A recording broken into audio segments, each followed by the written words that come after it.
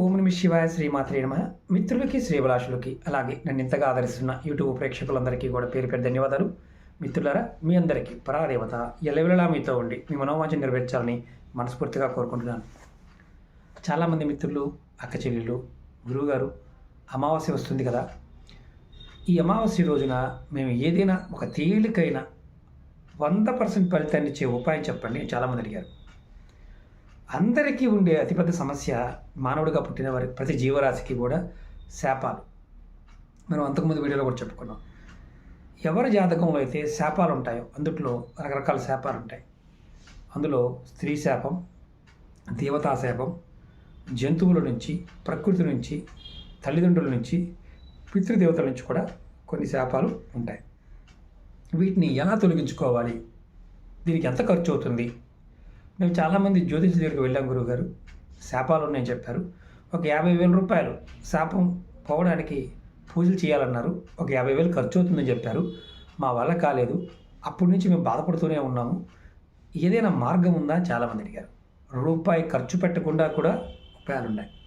మీరు దీనికి చేయవలసింది ఏంటంటే, అమావాస్య అంటే ప్రతి అమావాస్య రోజున మీరు ఆవుకి, అంటే ఏదైతే పాలు ఇస్తున్న ఆవుకి, అలాగే పిల్లలు లేని ఆవు అయినా పర్వాలేదు, అంటే ఆవు దూడైనా ఆడదే ఉండాలి, మగవాటికి కాదు. మీరు పిడికడి పచ్చగడ్డినైనా ఆహారంగా పెడుతూ ఉండాలి. మీకు ఓపిక ఉందనుకోండి, ఒక గడ్డి అంటే ఒక 20 రూపాయలు 30 రూపాయలు పచ్చగడ్డి కట్టనైనా సరే ఆవులకి ఆహారంగా ఇవ్వండి. మీకు అవకాశం ఉంటే మీ చేత్తో పెట్టండి. ఓన్లీ పచ్చగడ్డి మాత్రమే, అరటిపళ్ళు, రొట్టెలు కాదు. ఇలా మీరు ఎన్ని రోజులు చేయాలి అంటే, ప్రతి అమావాస్యకి మీరు ఇలా ఆవులకి పచ్చగడ్డి పెడుతూ ఉంటే, ఆ ఆవులు తిన్న తర్వాత ఆవులు పచ్చగడ్డి నెమరు వేస్తూ ఉంటాయి. నెమరు వేస్తున్నప్పుడు సొంగ కారుతూ ఉంటుంది. అంటే కిందకి మనం వేసిన గడ్డి తిన్న తర్వాత సొంగ కారుతూ ఉంటుంది. అలా కారుతూ ఉన్నప్పుడు ఏదైతే మన కర్మలు, మన పాపాలు, పూర్వజన్మ శాపాల వల్ల వచ్చే పాపాలు కూడా తొలగిపోతాయి.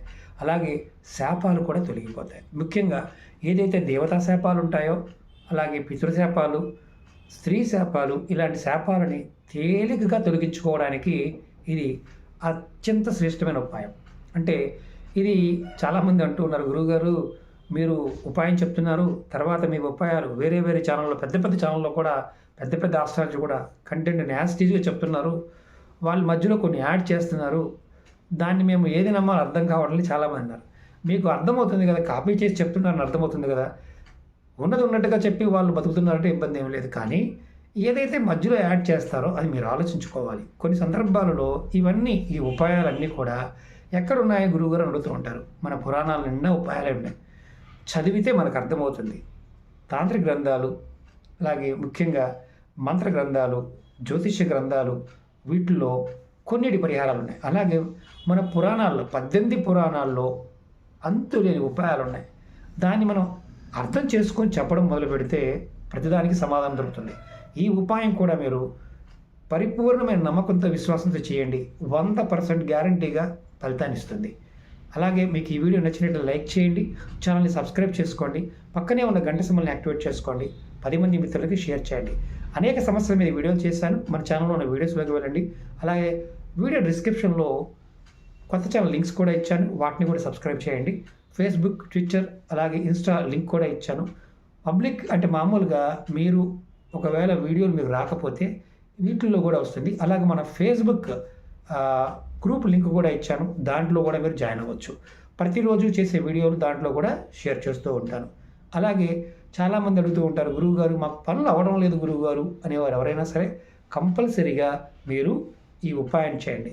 శాప ఫలితాలు ఉన్నవారికి శాప ఫలితం, మీకు ఎటువంటి పరిస్థితుల్లో కూడా ఉపాయాలు ఫలితాన్ని ఇవ్వవు. అలాగే అమావాస్య రోజు చేయవలసిన ఉపాయాలు కూడా మీకు చెప్తాను.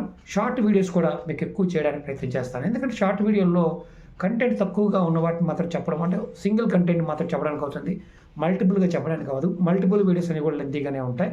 షార్ట్ వీడియోస్ కూడా మీకు రోజు 5-6 వీడియోలు చెప్పడానికి ప్రయత్నం చేస్తాను. ఒక మిత్రులారా, ఓం నమః శివాయ శ్రీమాత్రే నమః.